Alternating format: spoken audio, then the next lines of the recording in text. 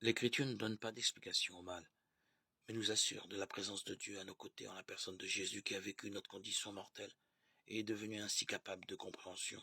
Hébreux 5:2. Une présence à laquelle nous sommes invités à nous abandonner, y compris dans la nuit de la foi.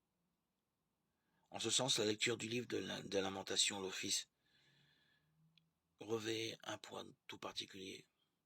Cet ensemble de 5 poèmes, vraisemblablement écrits dans les années qui ont suivi la prise de Jérusalem et la chute du Temple, en 587 avant Jésus-Christ, relève du genre des lamentations bien connues des civilisations du Moyen-Orient ancien et de la Bible où la douleur personnelle et collective trouve une expression religieuse et publique. Le premier mot hébreu est comment ou quoi, car devant l'absolu du malheur, il ne peut y avoir que sidération, incompréhension ou révolte. Et ensuite décliner le malheur de Jérusalem, cité, vaincu comparé à une veuve avec les conséquences de la défaite sur les habitants du pays, humiliation et affliction dans toutes les couches de la population face aux ennemis qui jubilent. Lamentation 1:5.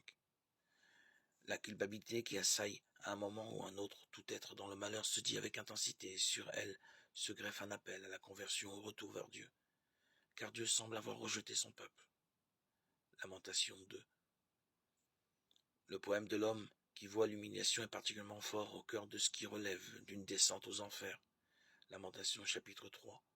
D'une déréliction absolue se vit un retournement en ce lieu intérieur où les ténèbres rencontrent la lumière. Dieu m'a broyé les dents avec du gravier, il m'enfuit dans la cendre. Tu enlèves la paix à mon âme. J'ai oublié le bonheur. J'ai dit, mon assurance a disparu et l'espoir qui me venait du Seigneur. Rappelle-toi ma misère et mon errance, l'absinthe et le poison.